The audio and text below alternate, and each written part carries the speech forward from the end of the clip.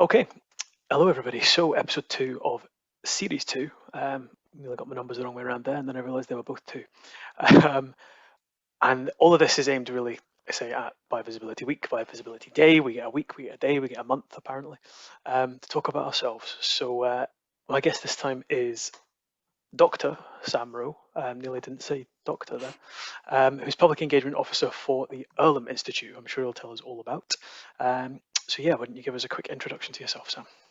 Yeah, sure. Well, hi everyone, and obviously thanks Dave for having me on. As you just said, I'm a public engagement officer at the Earlham Institute in Norwich on the Norwich Research Park. So my work is really all about science education and engagement. So telling everyone about all the wonderful science that's going on in Norwich and at the Earlham Institute, and particularly focusing this time for this job on DNA. So what we can learn about different living things by analysing their DNA. So trying to work with local schools and nature groups to just spread the science love and get as many people as involved in different science activities as possible. Yeah, really fun job. Been in it 6 months now. Previously did a PhD in chemistry, so more on the research and chemistry side, but loving the kind of science communication and engagement now. Yeah, it's fascinating. And I mean, speaking as someone who works for a STEM recruitment company, this is the kind of thing we need to see more of to get people interested in the industry and, well, make our job easier, I suppose, by having more people to choose from. So yeah, we've got a lot to talk about, I think, today. We've chatted previously about some of the things we might, focus our time on. And one of the really interesting things that comes up when I speak to other kind of bi people, pan people, is research that's been done over the years, which always seems to highlight the fact that we come out later. Whether we come to the realization later or not, I think is up for debate, but we kind of make it public. Anything from 2 to 5 years later than our gay and lesbian, counterparts. And actually, on average, it typically is into the early mid-20s from a lot of the research I've been reading about. So as it's something we've spoken about before, Sam, I thought it's an interesting place to start, particularly in the workplace, where you might be several years into your career before that happens. And actually, speaking of research, less bi people are out at work than other members of the LGBTQ plus community are as well. So, yeah, why do you think that might be? A huge question to start with, but let's go with it. Yeah, really huge question. Actually, it's been really interesting kind of thinking about this, reading different things, talking to different people kind of in preparation for this kind of discussion. I think there are so many different reasons. And a big point to say is that I don't really know. From my personal experiences, I came to realization of being bisexual perhaps when I was kind of 25, 26, which kind of fits with what you're saying with some of the stats, perhaps from wider surveys, wider population. And for me, it's a very long process of coming out and telling people. So first I started telling close friends age 25 onwards, but it wasn't until I was then 29, so about 4 years later, 4 years of just telling people, sharing it in closer circles, when I then told my parents and actually announced it on Twitter. So it's been about a year since then now, feeling a lot more comfortable, which is nice. But yeah, I guess compared to lots of people, particularly some of the gay friends that I've spoken to who were out or came out perhaps at school age or early university to their families, I guess have had then much longer kind of being out now that they're, at the same age that I am. In general, I said, really massive question, but the thing I always come back to, and which we've spoken about before, is that kind of growing up talking about LGBTQ plus experience, it's very much you're gay or you're straight. And I've never really felt completely aligned with either of those, being bisexual. So it felt very much, it was a hard thing to come to terms with, this whole idea of, it's harder to know about, it's harder to be what you can't see and what you don't hear about and what isn't discussed. So it sounds strange perhaps, but growing up, it was almost felt like being bisexual can never sort of be an option, or it's never something that's kind of openly discussed. It's like, well, no, if you're not straight, then you're gay. And because I was neither, it perhaps felt a harder thing just to be able to say it and then to come to terms with. So I think that's what took quite a long time. Lots of little steps to kind of just being more open to talking about being bisexual, and also accessing resources seems a bit harder, particularly to do with bisexual men, and also then within the community as well, a lot more geared towards gay and lesbian people rather than bisexual people. Yeah, I have to agree. I think we deal so much in binaries, don't we? Whether when we're growing up, or just generally in society, whether that is in terms of sexuality or gender, which is a whole other subject that I've spoken about in previous episodes. And I kind of agree. I think I was maybe a little bit younger than yourself, Sam, but I was kind of 22, 23 before I put the label to it, myself as well. Um, and it's exactly as you say, we see one or the other, and I think, visibility is so important. And we would never say that, the things you see in the media, for example, have that huge an influence on people. But at the same time, visibility, representation, really important. And I think it's only in recent years we've started to see, any amount of bisexual representation that isn't stereotypical, for want of a less Yeah, I negative know what you mean. phrase. Sort of turned into a bit of a fetish almost, as if it's just some Exactly. fancy. Yeah, yeah. I mean, one thing. So Amanda, who was in the first episode of this season, one thing we spoke about was the idea that bisexual women are kind of fetishized and overly sexualized, and bisexual men are just gay. Yeah, These are the tropes that we have to deal with, within the community. Neither of which are true. But I think those are the assumptions people make. And I think when you come out as gay, when you come out as a lesbian, there's less questions asked of you. I think perhaps because people understand what that means, and maybe because everyone's experience of bisexuality is different, people don't have a single definition, and that confuses them, perhaps. yeah, definitely felt that as well. Almost as if coming out as bisexual, telling people you're bisexual is just a stepping stone to being gay. That it's Yeah. just a transition period. That it's not kind of a final Mm. destination as such. That I'm still confused. Sort of lost track of number of times that's kind of been said. It's like, oh no, you're obviously just gay. You're just sort of Yeah. kidding yourself. And I think also one of the hardest things, I guess, is that those kind of comments have also been from within the LGBTQ plus community. It's certainly not unique just for bisexual men. I think there's a lot that the LGBTQ plus community needs to work on, perhaps in terms of acceptance of the entire community. As welcoming and as amazing as the Yeah. community has been, as I've been coming out and talking about these things, particularly on social media. I think there is a long way to go, because actually, yeah, most of the comments that I've had about saying, "Oh, I'm not bisexual," or "I'm just still being myself," have come from typically older gay white men in the community, Mhm. essentially, Mhm. um, as well as others on social media. So I think, as I said, there's a bit of way to go for the community to be fully accepting of all different identities as well, and that, as well as you said, the representation in the wider community, whether it's through media, through education in school. I think all of that will help to stop these kind of tropes Yeah. coming through for bisexual people. Yeah, that's it. Because they exist, as you've said, within and without the community as well, which is it's one of the really difficult things I think to deal with is trying to, I suppose, be part of a wider community that might actually be as biphobic in places, and where bi erasure is as big a problem as it is outside of the LGBTQ community. So, yeah, it's a really interesting one. I suppose it also starts, is on the topic of that support network that you've been able to find, because like you say, you came up publicly about a year ago. Twitter seems to be your main point Social of media of contact, I choice, yes. suppose. Yeah, I'm clearly too old fashioned getting all over LinkedIn, but I'm trying on Twitter. I just don't I don't have enough to It say. takes a Like, I while, just, doesn't it, to build up? yeah, I feel like a bit of a sort of strange bystander looking at it all and not actually taking part in the discussion, because that's where I've found most of the people that have been guests. But I've just been this kind of bystander that then jumps in and goes, "Come talk to me." That's good as Um, well. but you've talked a lot about how important that's been over the last year, and how, albeit there is problems within the community in terms of bi-erasure and biphobia, it's actually been really helpful to feel like you've been part of something. Do you think there is a bit of a generational divide there? You mentioned it's mostly been kind of older gay white men who've perhaps been a little bit more discouraging, let's say, um, whereas we do see younger generations in particular, a higher proportion identifying as not straight, which is not to say gay, but probably somewhere on the bi plus spectrum. Yeah, absolutely. And I guess the main thing to point out, as you sort of alluded to, is that on the whole, the community has been amazing, both in person and online.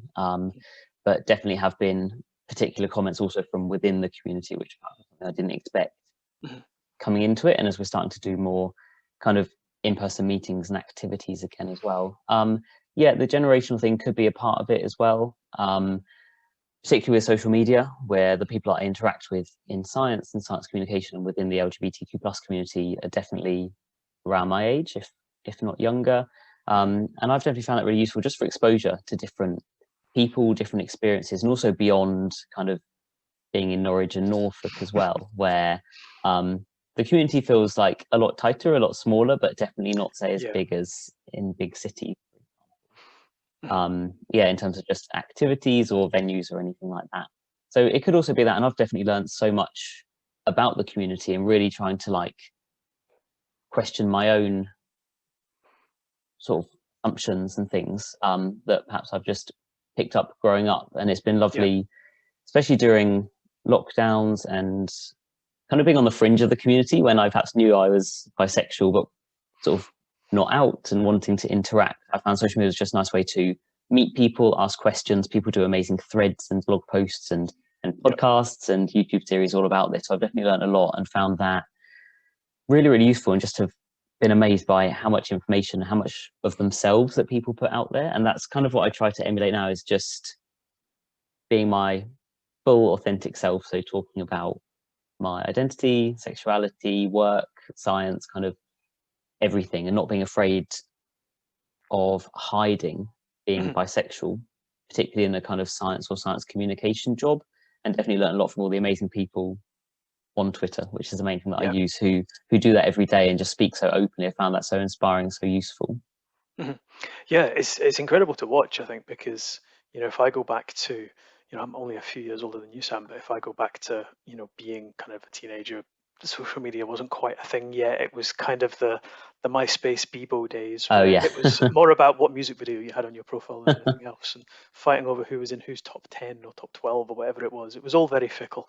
But let's face it, Twitter still is. But but it's and I mean, doing this project, you know, I've learned huge amounts, because frankly, I've never been hugely part of the community. You know, I grew up similar to yourself in a small place in Devon. You know, Devon and Norfolk, not too different actually. But you know, you move to a bigger city, you meet lots of different people, and yeah, I think the education that can give is huge. And I think for you to then take that openness to your job as well is huge, because people need to be able to see themselves somewhere in order to almost picture that as an opportunity for them. You know, it's not to say people would never discover STEM as a career without that, but at the same time, it really helps if you can see yourself, you know, in somebody else that you can, you know, look up to and learn from. I mean, you've mentioned previously as well, kind of, you've had criticism for perhaps forefronting some of those personal elements of your life, whilst also talking about science and science communications and education, and kind of people criticizing maybe the two don't go together, which I would 100% disagree with. You know, it's all about, as you've said, being your authentic self, and that's what people latch onto. That's what resonates with people, and you know, that's why, you know, people get the attention they do, I suppose. So how's that been, you know, particularly over the last year, as you know, you've both come out publicly, you've started a new job, you know, are you seeing that getting better, or, you know, what's that been like? Yeah, it's been really interesting kind of starting this new job 6 months ago, but being in a position where essentially I've tweeted about being bi, I've told my parents, I've essentially told everyone that I can think of.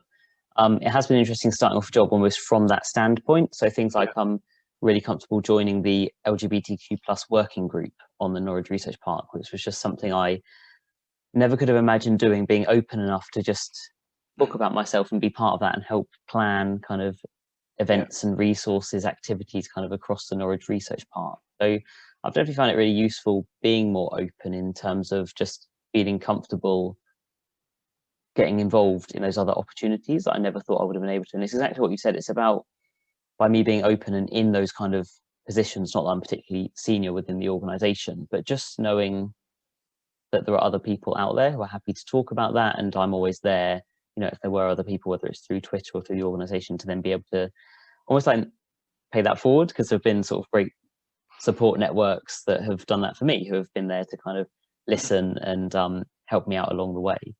Yeah.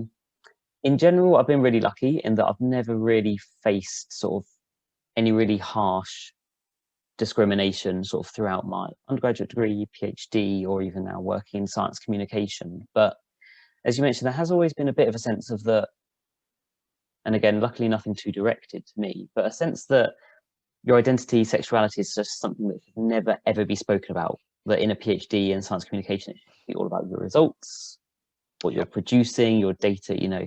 And I think, kind of like you, I really push back against that now. You know, being bisexual is me. It is a part of me. It's another sort of facet of what I am, and it completely, you know, influences, sort of is a part of who I am, what I do, how I work, and what I'm interested in.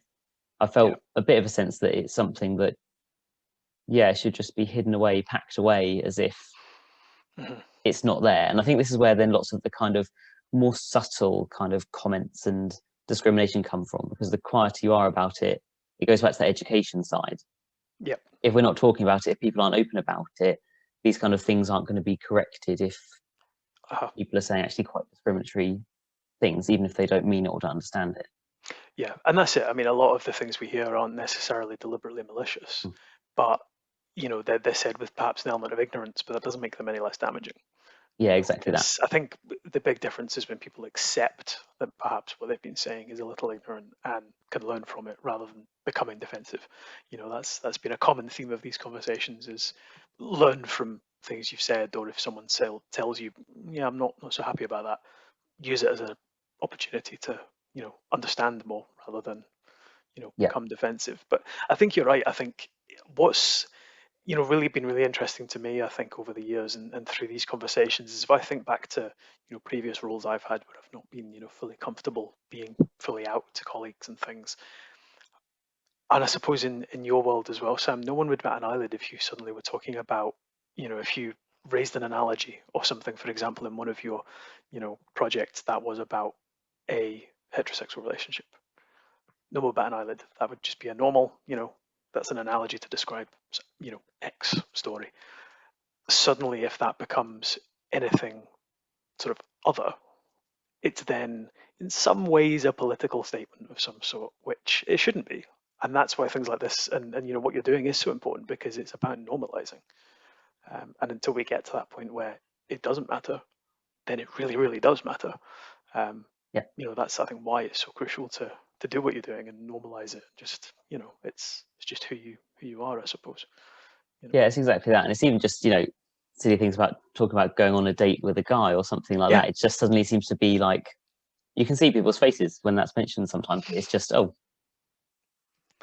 didn't understand it. And then, of course, the assumption is then that I'm gay, and there's a bit of an explanation around it, which, as I said, most of the time I've been very, very lucky in that people have been really receptive to that and understanding, but it can be exhausting when perhaps you're the only kind of person. It feels like you're the only person talking about those kind of things. If you're the only openly LGBTQ plus person within an organization, within a group, it can be a little bit exhausting kind of pushing back on that. But as I said, in general, feel very, very lucky that I haven't faced as much discrimination as certain people have within the community and also within the workplace. I think a lot of that is the privilege that I have being cisgendered white guy. You know, there's a lot that I don't face, but it's, as we spoke about before, it's not to say that it isn't there. It's just been a lot more subtle, and luckily so far, the kind of discussions around that people have been quite receptive to, which sort of. Yeah. No, I would agree with you on that front. I think we I suppose are both in an interesting position of being able to use that privilege. You know, because, you know, speaking personally, for the most part, I'm read as an average straight white guy, which may not be true, but that's how I'm read very often. So you get a sort of inner circle, let's say, type view of the conversations that might go on where we're not present. Yeah. And but like you say, it's an opportunity to then go, well, how much emotional labor am I willing to do right now to to try and break those barriers or correct those mistakes, or and that's what people outside of the whole LGBTQ plus community don't have to deal with every day, but Yeah. that we do. And particularly, I think being in the kind of bi plus spectrum is, if you mention going on a date, or if you mention a partner, there's an assumption then, like we said earlier, of, oh, you're part of that binary based on the gender of the person you happen to Yeah. mention, to which you then have to backtrack. And the amount of times I have not corrected someone who's then gone off assuming I'm something I'm not is something actually that occasionally creeps into my mind and goes, why? That's, but, it's a lot to correct Yeah. consistently. And then it's going to be followed up by questions as well. Yeah, as you said, it's that emotional labor, and it's always a balance. So there's been so many times where I've just had to leave things and leave comments, but I really like to point about, it's us in the position that we are, kind of using the privilege that we do have in kind of other aspects, make sure that all of the community is included, that we're not taking up too much space, but that we are raising these issues because we're in a safer position to do so. Yeah, because as much as it shouldn't be this way, we are more likely to get the audience to get listened to, which shouldn't be the case, but whilst it is, I think it's almost on us to correct that in many ways. Yeah, exactly. I feel like I've got such a long way to go, lots to learn kind of about the community, but little steps, doing bits when I can, and that's the nicest thing about being in a position to be able to talk about these things. Like being on something like this was just something I never thought I'd be able to do and be able to talk so openly with you about these kind of things, but it's just it all helps, and it all helps kind of thinking more about the community and the ways in which can support it. Yeah, I know completely, and I was the same. 6 months, a year ago, before I started this, there's no way I would have, thought about it, because it's quite daunting being this visible. And it's it's as much for us to learn from as it is for other people to listen it's all to as worth well. it. Absolutely.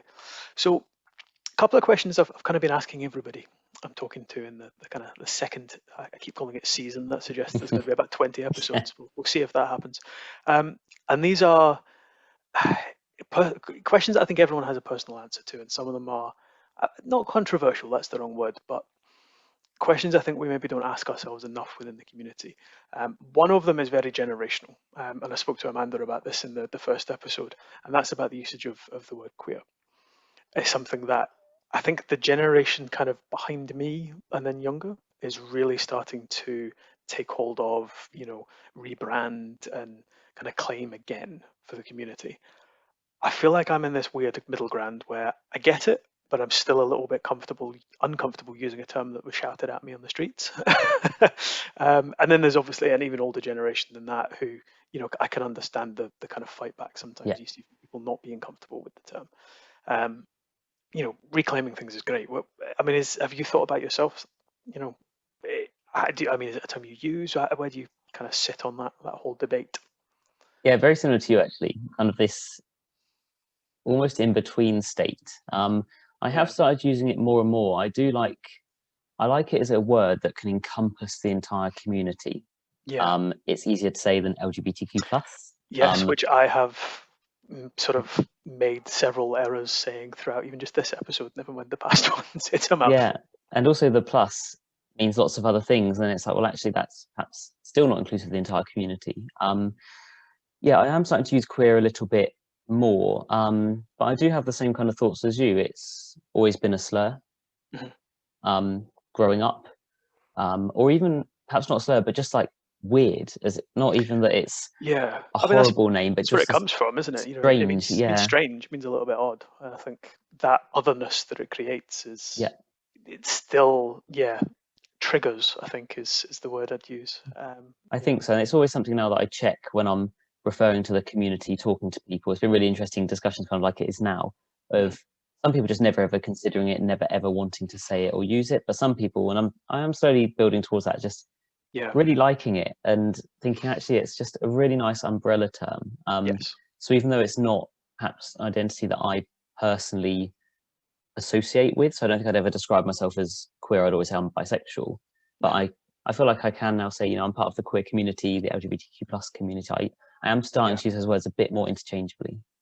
Yeah, I'm similar. It's just I'm maybe a little bit behind on that, but I agree. As an umbrella term, particularly, there are so many people who identify with more than one letter in the acronym, and if we've got one really simple 5-letter word that covers that, I think that's brilliant, and Yeah, it creates a bit more kind of solidarity, I suppose, doesn't it, amongst everybody.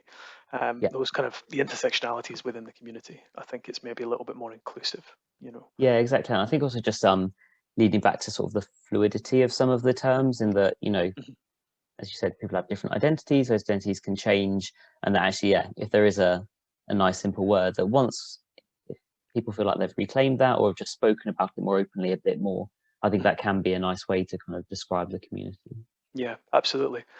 And the other thing, which came up when I spoke to Clara Barker in the first season, is the difference between bisexual, pansexual, why we use two different terms. There's a whole history to their definitions, which I won't begin to try to explain because I don't really understand it myself. But um, personally, I'm leaning more towards, a kind of, I will use either, whichever seems to fit in the right scenario.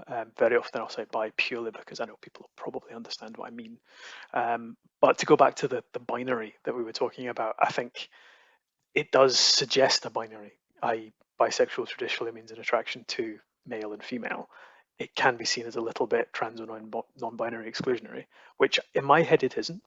Yeah, same. I see it as kind of my own gender and others. That's the best description I've heard. I mean, have you used the word pan to describe yourself, or is that kind of where you see the definition differing, or what are your thoughts there? Yeah, it's a really interesting conversation as well, and lots this comes up on social media too. I'm the same as Yeah. you, so I will always use bisexual, I think, and I use that same definition of the bi being my own gender and other genders.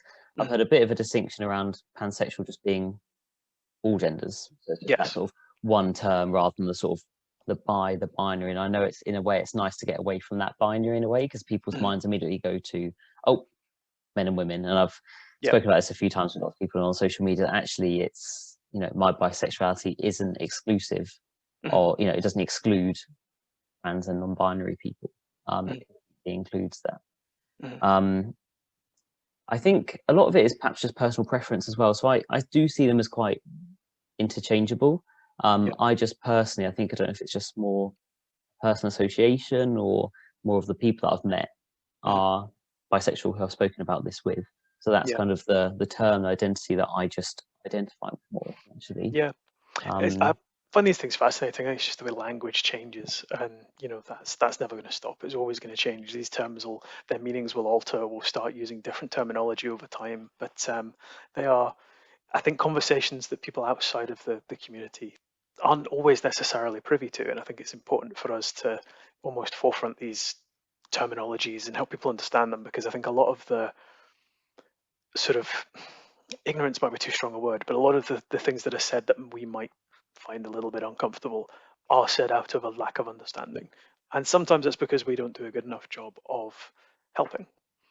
There's people can ask questions, but if they feel uncomfortable or afraid of getting something wrong, I think having these conversations out in the open is really useful too. And yeah, terminology will change, but very often I think in my experience too is you identify with the first kind of term you heard that yeah, felt right, and even if later on technically another term fits better, it's hard to emotionally detach from the thing that you first discovered. yeah, that feeling of association, I think, means so much, and I find that such a Yeah, hard thing to describe, because it's just in my head. It's just something that yeah, is and that works, and mhm, in a way, it's just nice for that to just be the case. But I know lots of people will sort of push back on it a bit. It's always, yeah. well, how bisexual are you? Is it, what do you have a preference for? What's, is it just a Yes, stepping stone? It's like, no, that's it what I just am. is. That's what it is. Yeah, And exactly what you said, a lot of the time it can just be preconceptions. So mhm, coming from what perhaps people see as a harmless place, but at the same time, as we said before, the consequences of that can still mhm, be quite horrible, exhausting. It can really wear you down. So it's kind of, yeah, it doesn't really matter where it comes from. If it has yes. that cause, that consequence, it can still mean quite a lot, even if the person is really not meaning that. Exactly, and I think that's where the visibility thing is really important, because as much as what we see in the media doesn't control our opinions completely, if all we've seen is a negative portrayal without the balance from the other side. I think that's why there is this stereotype of, bisexuals being a little bit promiscuous, a little bit Machiavellian, a little bit, just unpredictable, I suppose, which there is obviously people in the community that are like that, but there's also people that are the complete opposite. And I think that's driven some of these misconceptions because there hasn't been a sort of wider conversation of, well, no, it's personality and the fact someone is bisexual are not related. There's no correlation between the two, at least that I'm aware of anyway. Yeah, exactly. And that it has no bearing on your partner, for example, and how many partners you've had or how long you've been with a particular partner. If a person is bisexual, they're bisexual. There aren't any kind of qualifiers or hoops to jump through to be bisexual. It's just about whether you are, and that's the most important thing. Yes, it doesn't have to be 50-50, and in fact it rarely is. You don't think about it like that. I've never quantified it anyway. I don't know how you would quantify it. No, exactly. But that is a question we get asked all the time. Yeah. Are you 50% this, 50% that? No, that's not how it works. But no, listen, Sam, we could talk about this for hours and hours. There's so many other angles we could go on here. But I'm sure if anyone has questions or wants to follow you, then Twitter is the place to find you. Yeah, always the best place. That's just at Sam F Rowe on Twitter. Excellent. It's definitely worth doing. There's some interesting stuff I've seen you posting about, even if it is just getting the nails painted. Yeah, and what I'm up to at the weekend. Just I've not done these since lockdown started. Well, I got my 2 today, so just the 2. Yeah, just 2.